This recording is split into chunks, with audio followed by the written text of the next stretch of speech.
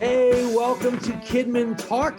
This is episode 157, and as you can see, it's a little bit of a different podcast than usual because I've got a bunch of folks with me today. But what you're seeing are some of my students in the Level Up coaching that I've been doing for the last few months. We've got a couple weeks left, and then we are headed into the summer.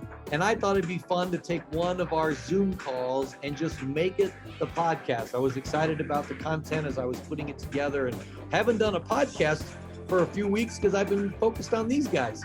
So that's what we're going to do today. We're going to talk about problem people. There's no sponsor today, so let's just say this podcast is sponsored by the problem people in your ministry. That's what we're going to talk about. So whatever you're doing, wherever you're at, sit back, relax, and let's dive in. First of all, let me just say thank you to our level uppers, as I've been calling them, for being willing to be on the show today and be on camera podcast during our Zoom call. We've been doing this every week for a couple of months. We got a couple weeks left. And I should mention that I am doing a summer session. A couple of these students asked me if I would keep doing this. A few of them asked me to continue, so I'm doing a summer session. You can go to kidology.org/level up. You can read all about what this is. Basically, it's just me pouring into a small group of people for a few months. We do some Zoom calls. I give some challenges. It's not school. There's no homework in the sense that it's graded or strict deadlines, but it has been challenging. I'm going to put you guys on the spot. I don't know if any of you want to just quickly say, if it's been beneficial for you, or give a little pitch for anyone out there might be thinking, do I really need a coach? Or one of you willing to do that? I'm going to put you on the spot. Let's see here. Absolutely. I would say it's made a huge difference, and being able to have access to you, be able to ask all of our questions in either Marco Polo or email, there's so many different ways to be able to get my questions to you, and you responded quickly. And so I decided to level up my communication with parents, and it's gone up like 100-fold. It's phenomenal. So I'm really grateful. I would say anybody that can be a part, sign up. All right. Thank you, Amy. Definitely. I know for me, when you asked us to do an evaluation, I was like, you got to be kidding. But when I sat down and put it all on paper, it was extremely helpful. So I know that was probably the best thing for me, is just getting it all on paper, seeing it all, handing it to my boss. And that was really good. Well, thank you. And I think also what's helpful is getting the templates and the forms so that you're not creating everything from scratch. I will tell you, I end up giving away some of my secrets because these folks have asked me, how do you do this and how do you do that? And I'm like, ooh, that's the one I don't even put that on Kidology because I want people to be more impressed and not know that I have some Zippo way or website or resource for doing things really quickly. So that's one of the benefits of coaching, is you kind of get to say, how do you do this? Because sometimes I don't think a solution I have merits sharing it with the whole Kidology audience, because some people go, no big deal, I do that too, or I use something different. But when you can actually ask someone specifically, what do you do in this situation? So today we're going to talk about one of your favorite topics, all right? Problem people, all right? Now that's the title I'm going to put on the podcast. But really what we're going to talk about is leveling up our relationships with people. Because the reality is, in ministry, the number one reason that people fail in ministry or don't last in a ministry, it has nothing to do with their skills. It has nothing to do with their productivity, unless it's absolutely like you have no skill or you're just not getting anything done. Of course, you can get fired for lack of skills or productivity, but most people are doing their best, and most people are satisfied with your best. And most lead pastors have a passion for developing people. And so you not being amazing or awesome or perfect is usually not an issue, because pastors have a heart to develop leaders and to pour into leaders, and they'd much rather see you grow and excel and improve and feel the personal satisfaction that they had a role in that. So the reality is, most people who don't last in ministry, it all comes down to, can they get along with people? Because if you get along with someone, you will put up with them even making mistakes, dropping the ball, forgetting things, not doing something as great as you would like, because what you like the person, right? We connect with friends, and when we feel like we're friends, we get along great. The blog post I did years ago when I took a break from being a pastor and became a volunteer and struggled to kind of get plugged in at a big church. I ended up writing a blog post, and I'll link it in the show notes, called "You Don't Have a Recruiting Problem, You Have a Relationship Problem." And because I had always had tons of volunteers, it was never a big stressful thing. And then I found myself on the other side, volunteering at a church where nobody greeted me, nobody thanked me, nobody, I obviously I have the skills. I'm a former kids pastor. Like, anyone watching this has great skills.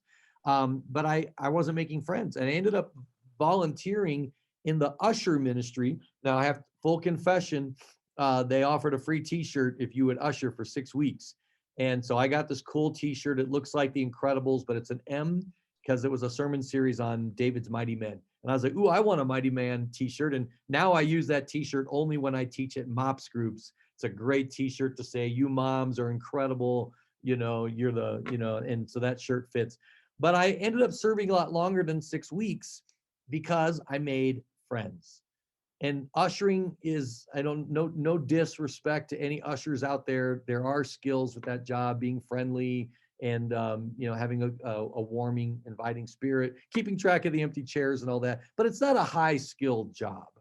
And I've got skills in kids ministry. I ended up quitting the kids ministry and being an usher. Now, I was in a season of life where I was healing and I was just wanting to make friends. And it just dawned on me, the number one thing I wanted in volunteering was relationships.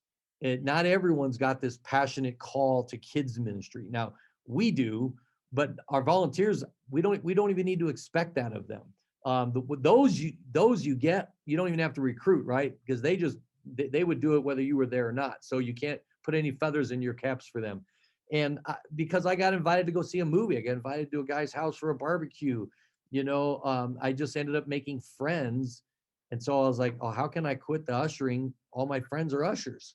And so I ended up eventually getting back into kids ministry and being an usher as well. And it was a fun season of life. So we're going to talk about how to get along with people and some of the things I've learned, the good, the bad, and the ugly, because you've heard the saying, ministry would be great if it wasn't for the people, right?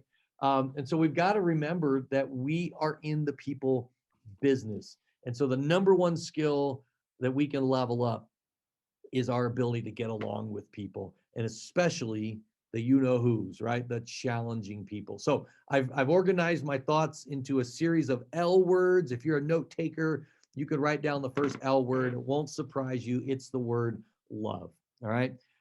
We're to be known by our love, not by our amazing brochures, not by our website, not by our program stats. We're being known by our love. As a leader, we need to make it our goal that if people know nothing else about us, they know that we love them. And of course we love the kids, right? That's easy. Kids are lovable, most of them, right?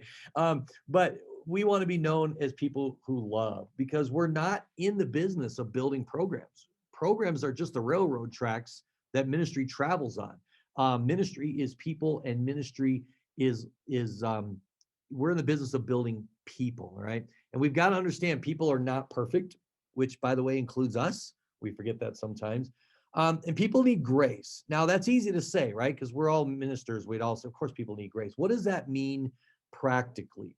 So I want to share a couple things I've learned. Number one, I've learned is to always ignore someone's first response to something, all right? That's what grace is. Anytime you deliver bad news to someone or something happens and there's a conflict, very few people respond godly in the moment, all right? Because people are all across the spectrum of being formed into Jesus Christ, the image of Christ, right? Now, he said that he that began a good work in you will complete it in the day of Christ Jesus, but that's like a way in the future. And some people, us at times, are nowhere near that. And so one of the things I've learned is they say rude things, disrespectful things, insubordinate things. They badmouth, they attack back, and then we're angry. And what it does is it escalates the situation. because now we're dealing with their response instead of the issue. And one of the things my dad taught me was completely ignore the first response, like it never happened, which is hard to do. It's being the bigger person, it's taking the higher road, and not even address it, not even ask for an apology, nor expect an apology. Because again, very few people are going to have the maturity to come back to you and say, Karl, I was upset. I'm really sorry for the way I reacted. I said some things that may have been partially true, but exaggerated, or I didn't say it in the right way. That happens.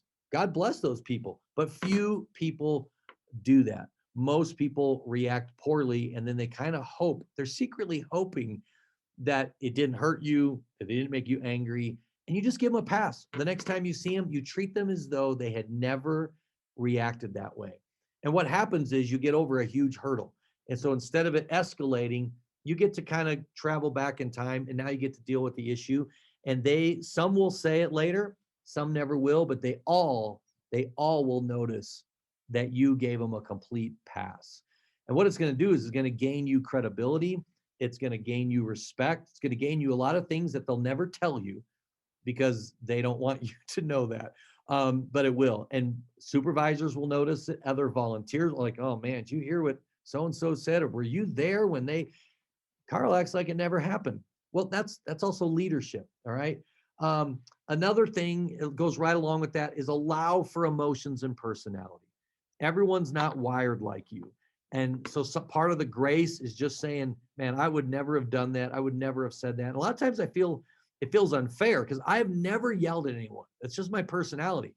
Now, if I'm in my house alone and an inanimate object makes me upset, you better wish you weren't that inanimate object. Sometimes even bent up anger or passion will go out on an inanimate object, and I will yell at that thing. I might throw it if it won't break. Because that's just my personality. I just never treat people bad. That doesn't make me a better person. That's a personality thing, because those people probably are really nice to their pen. They ran out of ink, they just throw it out and grab another pen. Or I'm like, that stupid pen, so we're just all wired differently. And we have to give people permission to be different than us. Now, here's another golden trick. My dad taught me this. I was a kid when I learned this. And I thought it was about dealing with other children. It's turned out to be incredibly true dealing with adults, because we're all immature in different areas. And here it is. Ready? This is gold. The number one reason for conflict has nothing to do with the issue that someone shares with you. The number one reason for conflict is always, 99% of the time, hurt feelings. It's hurt feelings. That's all it is. Now, kids are different, because kid will go, you hurt my feelings, and they'll run off and cry, right? Please don't screenshot that face I made. That was really bad. But kids will yell, you hurt my feelings. They'll be very honest about it. We're so mature as adults.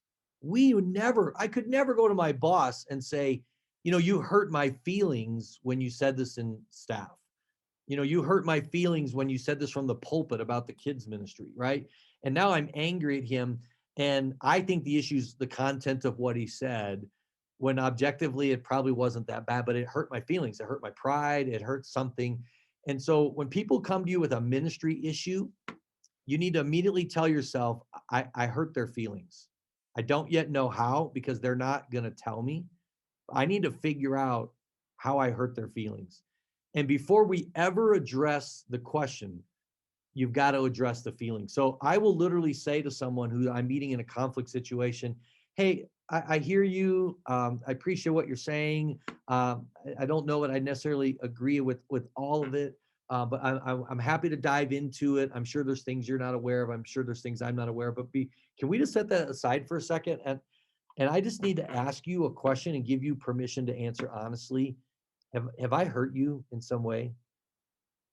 Did I do or say something that, and don't say hurt your feelings, because then they can't say yes, that bothered you, that irritated you, that made you feel unappreciated? And you know what they'll do? I can't tell you how many times. Now, I shouldn't tell you how many times. It makes me sound like I'm a bad pastor. But too many times they've said, well, it's not really a big deal. No, please tell me. Well, a couple weeks ago, several times I've greeted you in the atrium at the church, and you just walked on by and you didn't even say hi back. And so they didn't feel. I say, wow, if that happened to me, I would not feel noticed. I'd feel invisible. I wouldn't feel valued and appreciated. Say, are you aware of it, that I'm completely deaf in one ear? This ear here, yeah, it's a decoration. It doesn't do anything except hold my glasses on. So I have no directional hearing. I don't know where things came from, so I can't ride a motorcycle. And I miss things a lot. And sometimes when I'll wave at someone and they'll wave back, they think it's the first wave and they're actually waving back. And they'll be like, "Oh my gosh, I did not know that." Now that's one that I've had several times where people just thought I ignored them. But there's also truth in that, and that I need to slow down and be more noticeable, because I am like a rocket on Sunday morning, zipping around doing things. In fact, I just told my staff this week, right in my welcome email to visitors, it says, "Hey, I would love to meet you. I know I look busy on Sunday mornings, and I am, but I'm not too busy for you. Please feel free to step in front of me and introduce yourself." And I've had people tell me they would not have done it if I hadn't have said that. So I also have to address the criticism and not use my deaf ear as an excuse to ignore people, right? And so there has to be a learning in it, but that comes out of the love. The last thing I want to share with you in the love category is gold, gold and gold, platinum. All right. Years ago, I don't know why I remembered this. This was in a chapel my freshman year in Bible college when Dr. Joseph M. Stoll III, who I called Joe, my president of my college, he shared this. And for whatever reason, it stuck with me. And maybe it was because I grew up a PK and it resonated with me and my dad and mom. But here it is. You ready? Embrace your sovereignly appointed problem person. All right. And he went on to explain that in every ministry, God will sovereignly give you a problem person. All right. And now, anyone from my church watching right now, I haven't figured out who my problem person is yet. So I'm not. There's no veiled, and it's not my boss. It's not, anyone else on staff or whatever. I'm kind of blessed right now, embracing myself for my sovereignly appointed problem person. But I've had one in every ministry. Sometimes they've been a boss. Sometimes they've been a coworker. Sometimes they've been a deacon or a trustee, or they can be a volunteer. They can be a parent. And here's what he said that was so powerful. You have the ability with your position and your power to get rid of them. Can't always be done quickly, but you can move them out. You can shift them. You can also run, just go to another church sometimes. But the problem with a sovereignly appointed problem person is because they're sovereignly appointed, as soon as you get rid of them, God sees a vacancy. This is making me nervous. And he refills that position. All right. God, you don't have to. Okay. I'm just saying that typically that's what you tend to do. But here's why you embrace them. Because if you embrace your problem person and you love them to death and you learn their quirks and you learn what they need, better to have a problem person that you've mastered than to have, because the new one, you start all over. What sets them off? What's their agenda? What's their personality? The eggshells are all out again, or the mouse traps. I'll give you one example because it's decades old, and I won't use the name, and I'll try not to even slip the gender. But I had a person in our church who was a founding member of the church, but because their spouse had never come to the Lord, out of respect, they didn't want to hold an official office. So they weren't a deacon. They didn't have any position because they felt like they had to wait till their spouse came along on the faith journey. But they wielded tons of power because they were on the property committee. And the property, so this person, everyone loved, I'm going to say her because it's far enough away and I doubt she's going to listen to my podcast. She may be with the Lord for all I know, but she would leave Post-it notes around. She would give assignments to the staff, and everyone like loved her, but resented, like, we don't work for you, and she'd be putting them in your mailbox. You need to do this, you need to do that. And so when I was new on staff, she immediately started complaining to me about clutter on top of the cabinets in the kids' rooms, things that weren't put away. And they were like, "Oh, brace yourself for her name. She's going to try and run the kids ministry for you." And then she gave me a memo one day asking that I do an inventory of every table and every chair and every physical item in the church because the property committee needs this information. And my gut was like, well, then property committee, do it. You're a bunch of retired people with time on your hands. But I realized, okay, this is my problem person, and I'm going to win her over, and she's going to become an advocate for the kids ministry. And I also had to have the humility to realize some of her post-it notes, they were true. Like I didn't, the clutter on top of the cabinets in the kids' rooms, it did look bad. I just didn't like her telling me that, right? I'd rather spot that on my own than have some busybody telling me to clean my room. Well, the room needed cleaning, so it was legit, and it was property committee, so she had a vested interest. I privately described her as a Levite. I said she loves this building. She watched it be built. She cares about it, and she's annoyed at people she perceives as disrespecting the temple. Would be overstating it, but emotionally, I think she saw it as the temple, right? So I did this inventory. I found out every table, every chair, every music stand. Took me days. I typed it all up because I've got the computer skills, right? And I made a laminated guide, or not laminated, a bound booklet, and the date it was done, and had them all ready for the next property committee meeting. I won this lady over. And the only thing I had to guard against was her trying to speak in my ear against others. And I would often say, you need to go talk to them about that. I'm not going to be your sounding board. But she became an advocate for my ministry. And it was a matter of being humble enough to take one of her assignments. In fact, take the hard one. Because everyone, well, I should say, everyone in the office said, oh, yeah, she's been trying to get someone to do that for years. And I'm like, well, then gosh darn it, someone ought to do it, you know? And it shows humility, and it shows availability, and it shows just a willingness. So just keep an eye out for that sovereignly appointed problem person. And offline, off the podcast, you guys, I'm happy to engage with you. And you got to kill them with kindness, right? And you got to win them over. And you got to find out what their quirks are, because at the heart of every sin is a good desire. Now I'm going to rabbit trail a little bit. I talk about this in different contexts. But my favorite definition of sin is trying to fulfill a legitimate need in an illegitimate way. No one gets up in the morning and says, I'm going to do an evil thing today. If they steal, they have a need for money. If they lie, they have a need for respect or status. You know, if a kid shoves another kid over for the front row, it's because he wants to sit close to you. Even sexual sin is rooted in a God-given good thing, right? But it's being fulfilled in a shortcut, or because God's not fulfilling it fast enough for you, or whatever. So if that's true of us, every sin we do, at the core, there's something good that we're after. The people who sin against us, we have to flip it and go, okay, that's sin, or that's rude, or that's mean, or that's obnoxious. But what's the good thing they're after? Sometimes it's just respect. Sometimes it's just honor. Sometimes it's attention, right? I mean, I remember when I was a kid and I was acting up. I shouldn't tell this on the podcast, but my parents had this little song they would sing. Karl needs attention, attention, attention. Karl needs attention. So let's all look at him now. They'd all look at me, and it would embarrass me. But it was a humorous way of them saying, you're just acting up because you want attention. Okay, we'll give you attention.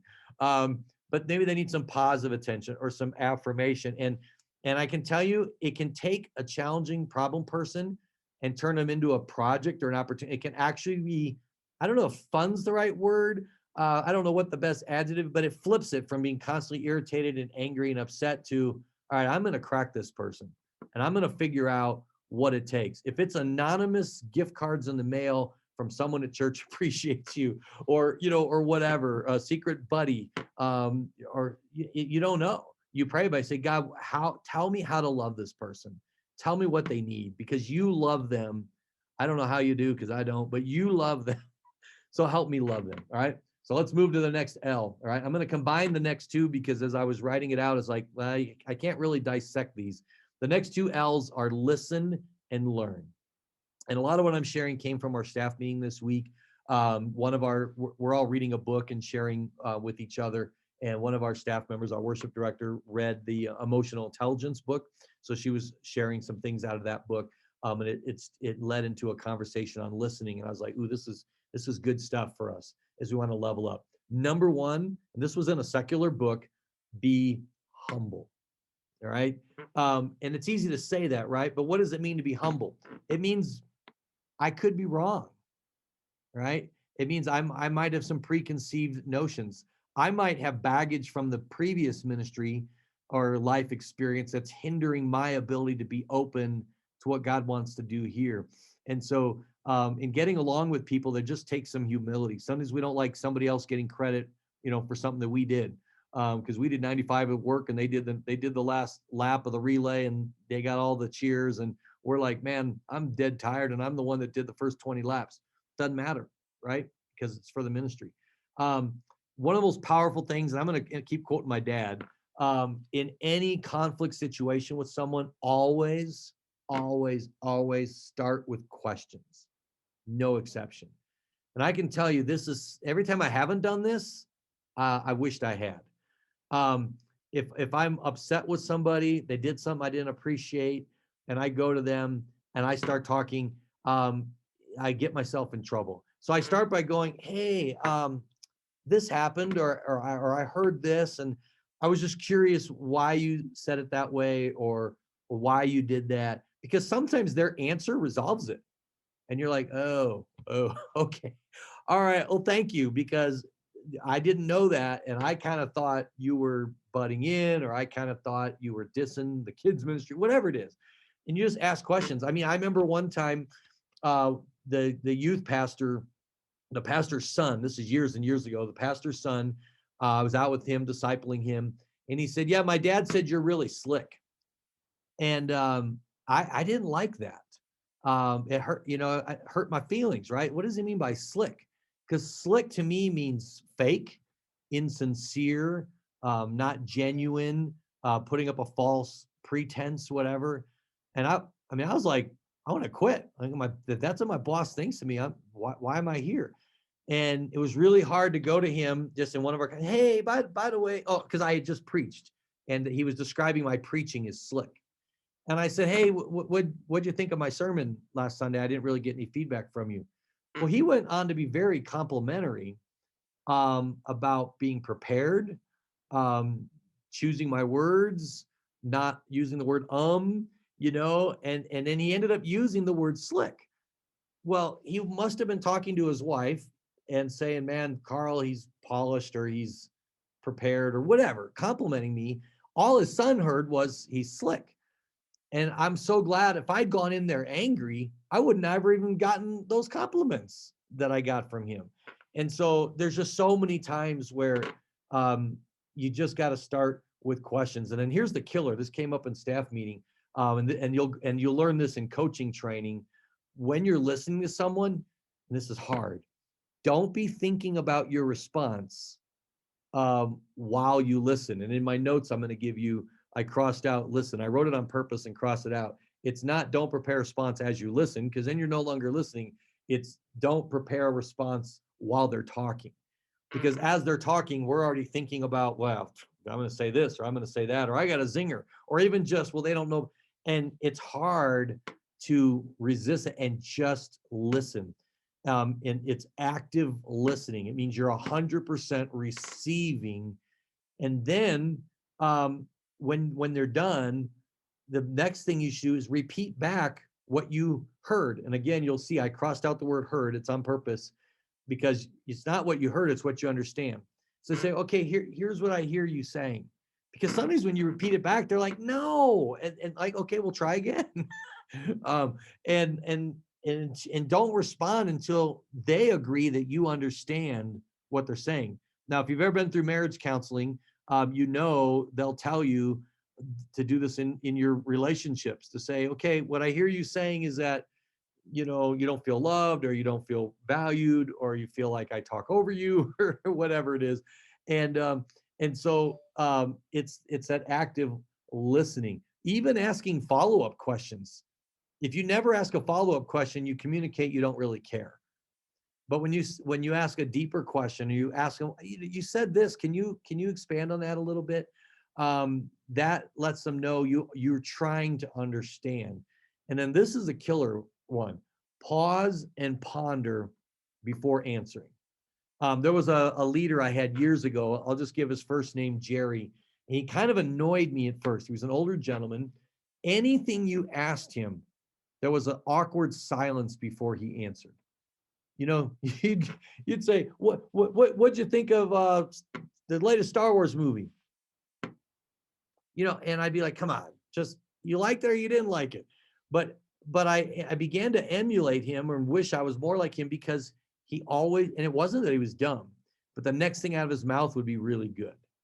And so it's okay to take time to go, say, you know what? Yeah, here's what I think. You know, and it just shows them that and that you weren't pre-thinking your answer. You waited till they were done and now you're processing it. Now here's a gold one. I'm a little hesitant to give this out on the podcast because this has been one of my aces up my sleeve. So hopefully not too many people watch this.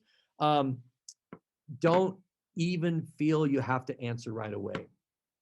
In one of my reviews years ago with a boss who was a great mentor, very encouraging, but he also knew just how to chop me down into pieces.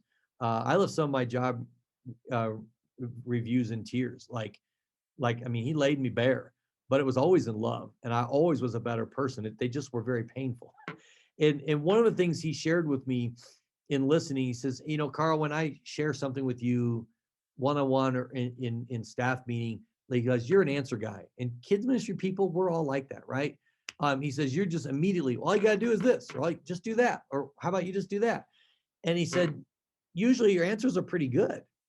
And he said, but what happens is I feel stupid because you give this obvious quick answer off the cuff.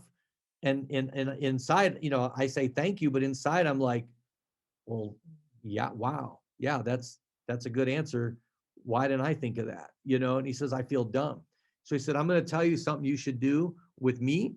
I'll appreciate it, but I think others will appreciate it too. He said, I want you to listen to me and then say, you know what, that's a good question. I'll get back to you on that. And that's hard for me to get back to someone. He says, take a few days, take a week. He says, if it's not urgent, then don't give me your gut instinct. He says, because if you come back to me a week later, you drop in my office and you say, hey, Pastor, I've been thinking about the question that you mentioned to me last week, and I got a couple ideas if you're interested. And he says, of course, I'm going to say yes. He says, then you tell me your idea. He says, but the ideas aside, he goes, here's what that does for me. One, I feel honored that you would think about my problem for a whole week. He said, that's honoring. A gut instinct is just in the moment. He said, secondly, I'm going to feel heard because you actually listened to it, you understood it, and you contemplated on it. And he says, and thirdly, I won't feel dumb because if you come back with a good idea, he says, I don't care if you thought of it in 30 seconds. If you don't tell me for a week, I'm like, man, it took him a week to think of that. he goes, I won't feel dumb. But he said the most important thing probably is that the ideas will improve. My gut instinct, my gut answer, my shoot from the hip might be okay. But if I think about that for a week, you know it's going to get better, right? You know it's going to resolve. And so practice that discipline. And for me, it is a discipline to say, I'll get back to you on that because I want to solve it. I mean, maybe men are worse at this. I always hear, you know, men want to solve their wife's problems and not listen. But I do that in my marriage too, right? You know, let me think about that and get back to you. All right. And then here's the last one on listening and learning. I started a group in college, very informal group called Chat. It stood for Christians Happily Arguing Theology. So we would pick a topic that was a hot topic, predestination, you know, ordination of women, you know, whatever it be. I'd throw that out there for you guys. We throw out these controversial topics, and then we'd get together and we'd argue, and we would pick a side, and we didn't have to be the position we actually held. I even got a Mormon one time who was converted to Christianity to come and pretend he was still a Mormon, and we all argued and debated, and we all lost, and then he coached us through how we should have been arguing with him. But one of our rules for arguing and debating was this, and we all agreed to this. And here it is: argue in such a way that you won't be embarrassed if you're proven wrong, and you won't be ashamed if you're proven right. And in our context for the chat group, we talked about when we get to heaven someday, we're going to find out who was right? Post-trib, pre-trib, baptismal regeneration, all these things you debate in Bible college. We're going to get to heaven, and Jesus is going to say, okay, we're gonna explain who was right and who was wrong and all these theological topics.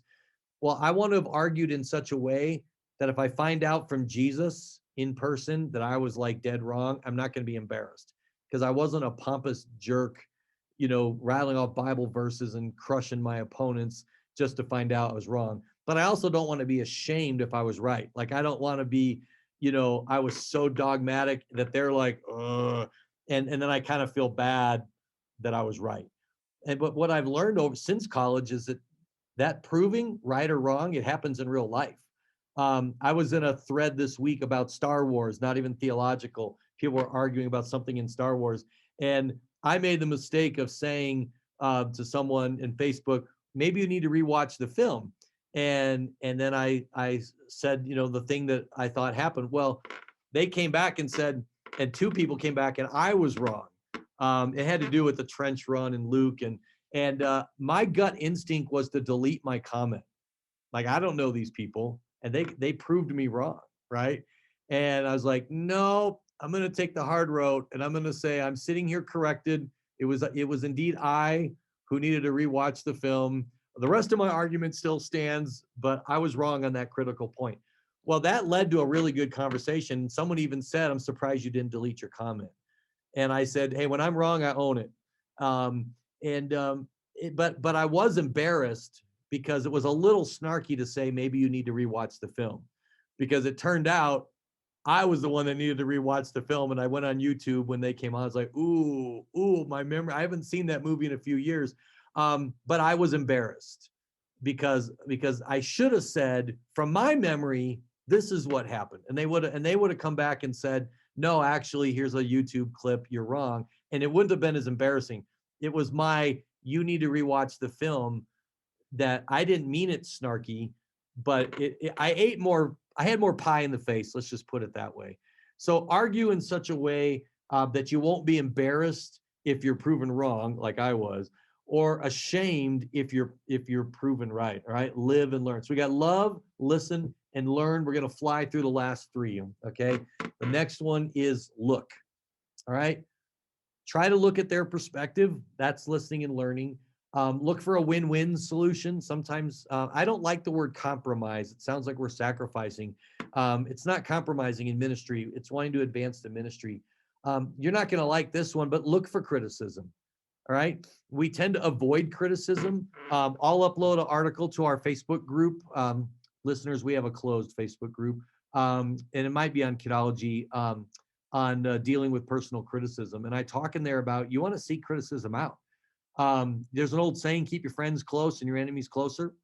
If you've got critical people in your ministry, don't avoid them. Take them out to lunch. There's been people that I've learned that always resist, always push back.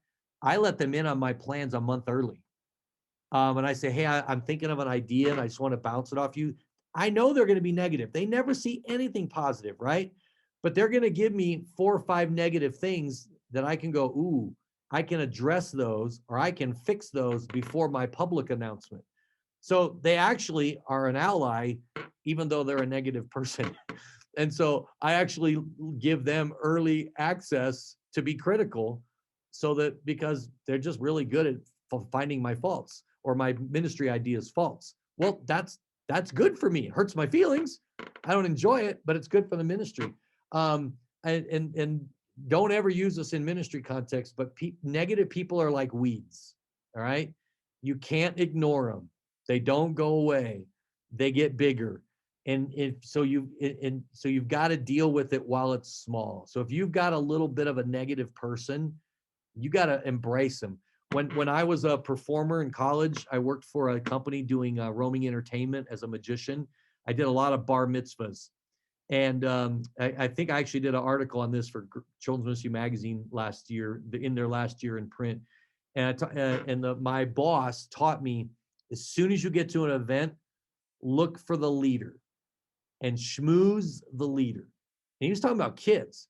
It's that obnoxious, spoiled brat 15-year-old that the kids are all going to mimic whatever he does. You got to buddy up to him. You might have to teach him a magic trick. You might have to slip him $5, to help you with a trick. Because if he's being obnoxious and cruel and it's up your sleeve and being a jerk, he'll ruin the whole show. But if you can win that kid over, he becomes your advocate. And schmooze the leader. And again, I'm not talking about good leaders. I'm talking about who the actual leader. You got kids in your kids' church that are the leader with no title. You got people in your church who are leaders. People follow them. They have no title, no position, but they're leaders. And it's kind of like embracing your problem person. Schmooze that person, win that person over, even break a couple rules if you have to, not moral rules or legal rules, but your own personal pride rules. And so you're looking for ways that you can serve them, love them, help them, and look for ways to serve others. If your ministry is all about you, it doesn't work. You gain credibility when you help others. You see another area of ministry needs help with something and you offer to make a flyer or do a website or something, it wins. When my lead pastor here became the senior pastor, he was still doing the youth. And I went to him and I'm like, dude, how long are you going to do youth? He's like, well, till we find a youth pastor. I said, you want me to do youth? He's like, well, I didn't want to ask you. I'd love it if you did youth, but you're doing so much with kids. I didn't want to add to your plate. And I said, no, I'll do it. I did it for 6 months and it was hard work. Honestly, I enjoyed it and I was a little sad to see it go. But we got a great youth pastor now. But I gained some credibility with him by being willing to help outside of my sphere. And that works constantly. The next L is laugh. All right. Seriously, don't take yourself too seriously. Write this in really big letters if you're taking notes. Let it go. All right. Half the things that bother us in ministry, that irritate us, that other people do, don't matter. All right. Sometimes you just got to let it go. All right. There are things that happen that irritate us. We want to be defensive. We want to say that's not really what I was doing. I'll give you an example. I don't think my boss is going to watch this. During staff meeting, we were going over all the people that went through our growth track. And I was looking them up to see who's got kids so I can recruit them for the kids ministry. And so I looked up someone on Facebook to see if they had kids. And my boss says, hey, Karl, get off Facebook. And, I was a little embarrassed because it made it look like I was sitting there doing Facebook. I mean, I was kind of multitasking because they were talking about something that didn't relate to me. And in our one-on-one later, I wanted to tell him, hey, just so you know, I wasn't doing Facebook during staff meeting. I was actually researching people in the church and finding who were parents so I could recruit them. And then I just went, you know what? I got to let it go. It's a minor thing. Everybody's guilty of getting on Facebook when they shouldn't. So it just legit could have been true. And he'll probably say, well, I don't care. You shouldn't have been doing that during staff meeting. So he'd be right in the end anyway. And then I just get rebuked twice. So sometimes you just got to let it go. And there's things that irritate us, bother us. And that goes back to the grace and love. Just chill out, be playful. And then a big thing in getting along with people is make a personal determination that you're not going to tease people. I had a boss a couple of years ago who was bald. He was the bald boss. All right. And we had a big staff there. Everyone picked on Bruce and made bald jokes, and not mean. And he made bald jokes. Sometimes you think teasing's okay because the person, they tease themselves, right? But you need to know that's a defensive mechanism. You'll notice that fat people make fat jokes. Why does a fat person make fat jokes if they're self-conscious about their weight? Because it's a preemptive strike. Because if I make a fat joke and I show that it doesn't hurt, now you can make fat jokes with my permission. So they hurt less because I gave you permission to do it. The truth is it doesn't hurt less. It's a self mechanism to try to reduce the hurt. Nobody likes being teased and picked on, especially on physical characteristics. Well, the reason I bring up the bald boss is I've always had this conviction. I'm not going to tease people about their physical characteristics. If I've ever done it and someone's watching this podcast, I'm human. I probably have blown it. But it's a conviction I've had. since I was challenged by a youth pastor to never do it. Tease yourself, never tease others. Well, we were in a staff meeting one time, and my boss, with 40 people, he flat out said, "Can I just get personal and transparent for a minute? I know I'm bald. I don't like being bald. I lost my hair young. Um, I would appreciate if y'all just would quit the bald jokes." And he goes, I make bald jokes. That's just something I do to try and deflect. And then this, and I'm not doing this to pat myself on the back. There's another reason I'm sharing this, but he said, "Karl's been on staff here a year. He's never made one bald joke." And I appreciate that. Thank you, Karl. And the reason I said, the reason I'm not patting myself on the back, the reason I'm sharing it is he noticed. He actually noticed that of the entire staff, there was only one person who never made a bald joke. And it's hard not to do, especially when people open themselves up. I'll tell you, my Yosemite Summit every year, one of the first things I do is I ban physical humor. And I kind of give the same talk, and I tell the story about my bald boss. Trying not to use his name. And I've had guys at the end of that week, and we slip, and well, no teasing, oh, I'm sorry, because it's part of our, we think it's part of our camaraderie. But I've had guys, especially overweight guys, at the end of the week say to me, "Karl, thank you. I've never gone a week without some kind of snide remark about my weight or the size of my drink or having an extra donut or whatever." And he said, "It was so nice. I started to forget about my weight issue, whereas always in front of my mind." So learn to laugh. Don't tease, but don't tease people. Make that a personal conviction.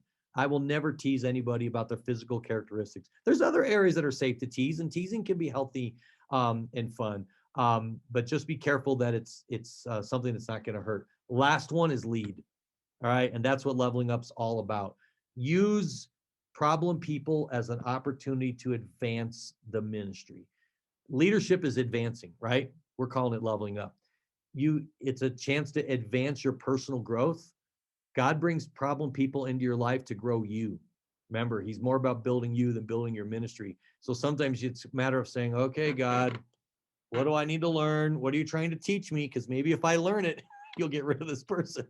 And until I learn it, they're going to stay in my life." So sometimes it's saying, "God, what am I supposed to learn through this person? Because I want to learn it as quickly as I can." It's a way to advance relationships with others. Some of my closest friends started out as adversaries. You win over an adversary, you have a really close friend. Because it can end up being a deeper friendship because you went through a rocky road to get there. What's going to advance the ministry is what you care about. Ultimately, what's going to advance the kingdom?